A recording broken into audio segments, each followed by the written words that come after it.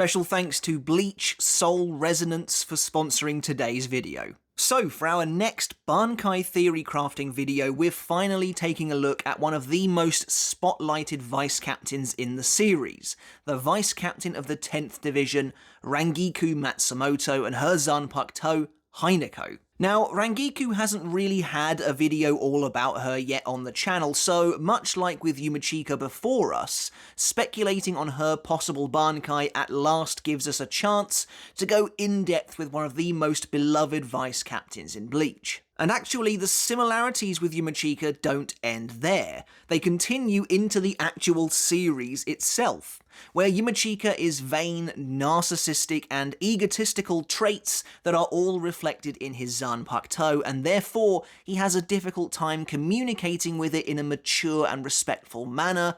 Rangiku suffers from the same issues. She believes Haineko to be a moody, needy, and stupid slob, and of course that they are total opposites. But we know Rangiku to be lazy too, having languished in the same position within the Gotei for at least 20 years, while those beneath her have since been promoted above her. Admittedly, this isn't entirely her fault. After a piece of her soul was carved out by Aizen to create his Hogyoku in her youth, Rangiku's growth was artificially stunted forevermore. But there's also no denying she does prefer to drink and party and lay about rather than actually do her work, do her paperwork, train with her Zanpakuto, something she's been pulled up on for in the past. One thing I've always liked about Rangiku though is that underneath the frivolity and the easygoing slacker nature, you'll find a genuinely very serious officer and one who is fiercely loyal to her captain. I've said it before that Hitsugaya and Rangiku have one of the strongest captain to vice captain bonds in Bleach, and that's absolutely true. Because of that, I think it makes total sense then that Haineko is so devious and wicked a weapon. Its tiny blades slicing and dicing anything that comes into contact with them. On the outside, it might not look too dangerous. It might appear to just be harmless ash, but get too close and you'll discover your mistake. Rangiku herself is both powerful and intelligent, two traits reflected in the unpredictable danger of her blade. And the offensive capabilities of Haineko seem to reflect the sharper, colder side of Rangiku herself, that hidden darkness where she conceals both her bleak childhood and her relationship with Gin Ichimaru, for example. What I'm getting at basically is that there's more to Rangiku than just the obvious, incredible beauty presented on the surface. When the time calls for it, she doesn't back down from a fight, and again, will always protect those that she cares about.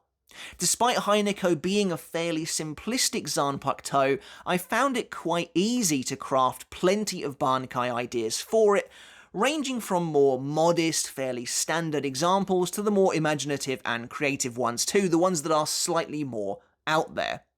So, without further ado, let's take a look at Rangiku Matsumoto's Zanpakuto Haineko and some possible ideas for its Bankai. However, before we get started on the video, guys, if you haven't hit subscribe yet, make sure to do that now for more Bleach content like this every single week. And if you enjoyed the video, when you're done with it, make sure to give it a thumbs up as well to help support me and the channel. And if you want to take that support for me another step further, I do also have a Patreon as well. And as always, I want to say an enormous thank you and give a huge shout out to everyone supporting me there over on Patreon. As always, I really well and truly appreciate it. And yes, there will be some spoilers for the 1000-Year Blood War arc of Bleach in the video to follow as well. But first, a quick word from the sponsor of today's video, a brand new 3D action RPG, Bleach Soul Resonance.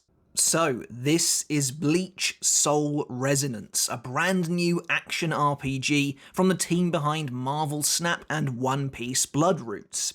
Now, I know we've all been waiting for a new Bleach game, and the team behind Soul Resonance were kind enough to give me an early look at what they've been working on, and I came away very impressed. As the trailer says, it's a 3D sword fighting game with an emphasis on the stylish sword fighting combat that's at the heart of Bleach itself. The game features a huge cast of iconic playable characters, each with their own special abilities straight from the series. You all play through the story of Bleach, brought to life for the first time in the art style of the 1000-Year Blood War arc anime, and yes, They do have the 1000-Year Blood War arc license, so you can expect to take on the Vandenreich in the future as well. Visually, I think the game looks absolutely lovely, with console quality graphics on show in the trailer, as well as full voice acting. Make no mistake, this is a premium experience, and I've been impressed with the attention to detail on show, as well as the scope of the game itself. The game is due for a full release in 2024, but if you're interested in learning more and getting the chance to go hands-on early, you can visit the game's official website and join the official Discord server. The links to both I'll leave in the description and the pinned comment below. And thanks again to Bleach Soul Resonance for sponsoring today's video. So then, to briefly look at some context surrounding Haineko's Shikai as we do in all of these Bankai theory crafting videos. With the command Growl, Haineko's blade completely disappears, transforming into a stream of ash, which Rangiku can then freely control with both her hand and her hilt. However, the ash she wields, of course, isn't ash at all, but instead millions of tiny specks of blade that zip and whirl through the air. By clumping the ash, by clumping these blade fragments together, Rangiku is able to do more damage. Simply attacking an enemy with a single speck of the ash wouldn't do a thing, but by coalescing it all together in various forms and maneuvers, Rangiku is able to cut through her enemies as though she were using a sword. You might be wondering, well, what's the point? Why not just keep her blade as is? But of course, using her Shikai gives her far more versatility, gives her far more range, and allows her to be more all-encompassing in her attacks. However, the Shikai doesn't seem to have any special abilities per se, but Rangiku can adapt the way she uses the ash to suit different strategies, such as how she utilizes its house form to combat Bazby's flames in conjunction with her captain's ice. But I'll be honest, I've never been the biggest fan of Haineko. I do think that as far as Shikai go, it's fairly dull, and everything it does, Byakuya's Senbon Zakura kind of does it better and with more style. Rangiku is capable of using her Shikai in both an offensive and a defensive manner, conjuring shields and walls of ash to block against enemy attacks. Meanwhile, if ash has fallen over an enemy, Rangiku is able to move her hilt in a slashing motion to cut them from afar, using the ash itself. Unfortunately for Rangiku, as we see in her battle with the Trebestia, her Shikai has quite a clear disadvantage. Once the enemy understands how it works, it seems very easy to repel and keep the ash at bay. For example, when Rangiku tries to attack Apache from behind with a wave of ash, the Arankar merely blasts it with a bala, sending the ash scattering into the winds. But with all that said and done, the Zanpakuto is fairly versatile, again much like Senbon Zakura, but unfortunately I just think it's a little boring, and I was concerned that when trying to come up with Bankai ideas, they'd all be fairly boring too. However, I think we managed to get a good mix, so let's take a look. Now, Rangiku has struggled with learning Bankai for some time, and I like to think her Bankai would still represent her inherent laziness, her inherent aversion to working, leading it to being slow to activate. To be able to use Bankai in battle, at least until she's truly mastered it, that is, Rangiku needs to be using Haineko long enough to generate enough ash in the air so she can actually use it. Only then will the Bankai actually awaken and decide to get up and fight on her behalf. Now, we've got a meaty 6 different ideas for her Bankai here, so as always, let me know which is your favourite in the comments, as well of course as your own theories for Haineko's Bankai too. The first idea is definitely the simplest and ultimately probably the least interesting, but definitely one I could realistically see. Upon activating Bankai, Rangiku throws both of her arms open and generates a high-speed tempest of ash, which whips up into a storm and forms a whirring tornado of ash that surrounds the enemy on all sides. If that sounds familiar, well, it is. It's very similar to the technique she uses against the Trebestias, where she quickly enveloped them in essentially a cocoon of ash. The difference here, however, is that in Bankai, this tornado is much denser and spins considerably faster, to the point where touching the wall itself is like touching a spinning saw blade the speed is that vicious. Where the Tre Bestia were able to dispel the ash in Shikai with their Sero, in Bankai it's spinning so fast and is so thick that their Sero would simply be deflected back at them after coming into contact with the blades, and maybe it would have some kind of a wild ricocheting effect as the energy blast takes a while to be dispelled out the top of the tornado. Eventually, however, the tornado itself slowly closes in around the foe before completely eviscerating the enemy. Think of it as a slightly weaker and ultimately slower version of Byakuya's Gokei ability, designed to completely swallow up an opponent in a single devastating blast using all shards at once. And honestly, I think that's kind of a fitting differentiator between the powers of Captain and Vice Captain, where Gokei is merely a stage of Byakuya's Bankai, an offshoot ability of the wider power of Senbon Zakura Kageyoshi. That power condensed down on the whole would make for a fitting Bankai for someone of Vice Captain strength. Now, the second idea is a simple reverse of the first one, and therefore a more defensive Bankai on the whole. Upon activating her Bankai, this time a close-knit spherical shield of ash whirls around Rangiku herself at all times, deflecting most enemy attacks. But that's not all either. When an attack is reflected back at the opponent, it also triggers a strike from the shield itself. A piercing blade of ash shoots out of the sphere's surface at a lightning-fast speed. Now, while it shares similarities with Orihime Inue's Shiten Koshin ability, the one where Ginjo struck her shield and it immediately reflected the force of his own attack back at him as a sort of light blade, in actuality, it's a reference, of course, to Gin's Shikai Shinso and a reflection of Rangiku's soul. I always loved how Gin's Bankai's true ability was clearly a reference to Haineko, and by extension Rangiku, with his blade turning to ash for a split second, so I've tried to incorporate that relationship here a few times as well. The third idea takes the basic ability of Haineko, the power to control a wave of ash, and blows it outwards immensely. The ash blankets the entire battlefield like a thick, unforgiving sandstorm, blinding the combatants, save of course for Rangiku, who's able to continue fighting unabated, making this one feel like a slightly lesser version, I guess, of Tosen's Bankai Suzumushi Tsukishiki Enma Korigi. But as the sandstorm conceals her, Rangiku strikes, pouncing on her prey like a cat from the undergrowth. Not only that, but she's able to continue fighting as she did before, by swinging the hilt of her blade and slicing her opponents, constantly injuring them as long as they're surrounded by her ash. While this Bankai does seem quite all-encompassing and powerful, it suffers from the same inherent weakness as her Shikai. Since the ash is still just sort of hanging in the air around them in this Bankai, it can be blasted away by any ability that has some kind of impact with the air, as we see with the Bala Blast. The difference here, however, is that the air is so dense with ash during the sandstorm that it will reform, and quickly at that. Now, for the fourth idea, things start getting a bit wild. As Rangiku activates her Bankai, several big cats made of ash are created and they charge the enemy. The cats are able to slip and disappear into the ash itself, reappearing wherever and whenever they like, so long as the ash remains in the air.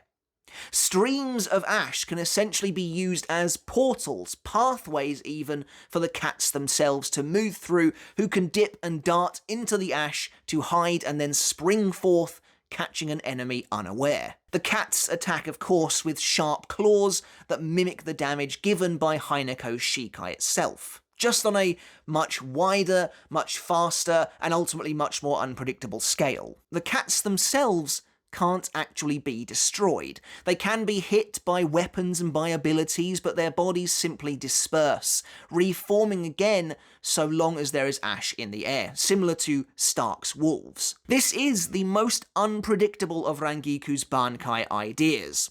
At least to begin with, Rangiku can only summon 2 cats at once, and has no control over them. While they won't attack her, anyone else in the area of effect is at risk, friend or foe.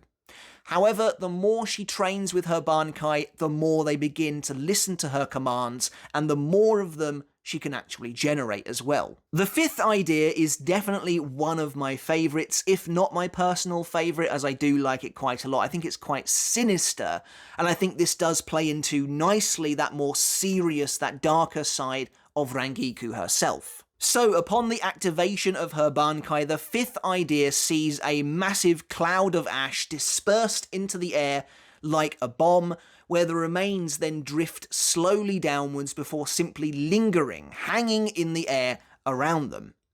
Initially, this doesn't seem to do anything at all, as it doesn't even wound the enemy if they touch it, unlike the rest of Haineko and its subsequent power. Instead, Rangiku's enemy will most likely scoff at what a pathetic and useless Bankai it is, before continuing to fight with a Rangiku who is now missing a blade. What the enemy doesn't know, however, is that from the moment the Bankai is released, they begin to breathe in the ash, and eventually when Rangiku snaps her fingers, that ash explodes out of them violently, rupturing their body completely. Against a slightly weaker foe, this Bankai is a guaranteed one-hit kill. For similarity's sake, think Senjumaru's technique against Nyanzol, except the other way around.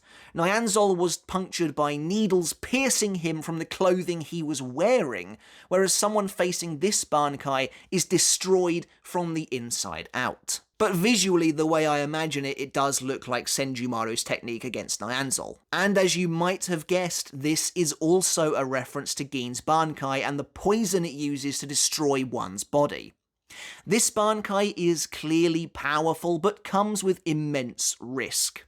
Depending on the durability of the enemy, Rangiku needs to wait long enough for them to have breathed in enough of the ash, while attempting to defend herself with just an empty hilt and her Kido prowess. However, the sixth and final idea is perhaps the most creative of the lot, and I actually quite like it, as it really harkens back to Haineko's Zanpakuto spirit itself, and the idea of it being an ash cat. When she activates Bankai, Rangiku twists and turns her hands in the air before her, generating an enormous, dense ball of ash that is built by layering on reams after reams of ash itself. This ball, which she can then control freely with her hands, is like a ball of string being battered around by a playful cat.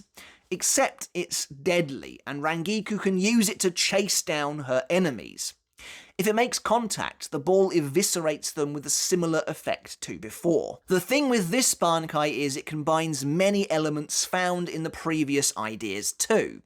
Here, Rangiku can freely spin the ball in place, and that constant rotation provides a great defense, as any attacks fired at it will be deflected back at their sender. Rangiku can simply continually add layers upon layers of ash to the ball at once, allowing her to control much more ash than she could in Shikai before sending it rolling towards her foe. An incredibly dense volume of this chainsaw-like ash chasing anyone down. And it incorporates another of the Bankai ideas as well, in what I think is quite a neat last-ditch ability if push came to shove. Basically, because the ball is themed after a ball of string or something that a cat is playing with, there is one loose strand hanging off the end of it, and if necessary, Rangiku can grab that strand and forcibly unravel the entire ball at once, covering the area in that sandstorm of ash. So those are my ideas for what Haineko's Bankai could be. I appreciate that was quite an exhaustive list. Like I said, I was surprised at how easy it was to come up with Bankai ideas for Haineko. I guess that means there's more to the Zanpakuto than I initially let on, and I probably did it a disservice by claiming it's on the slightly more boring side. It's difficult to know whether or not it's actually possible for Rangiku to ever learn Bankai after having that portion of her soul stolen from her, but I'm sure she'll keep trying nonetheless, even if she and her Zanpakuto are both a bit lazy. But that's it for the video, guys. I really hope you enjoyed it. Let me know in the comments below which of the 6 Bankai ideas were your favourites, and do you have any Bankai ideas you'd like to share as well? I'd love to read them down in the comments below. Make sure to hit subscribe if you haven't done already, guys, and give the video a thumbs up if you enjoyed it. And until next time, I'll catch you later, and I'll see you then.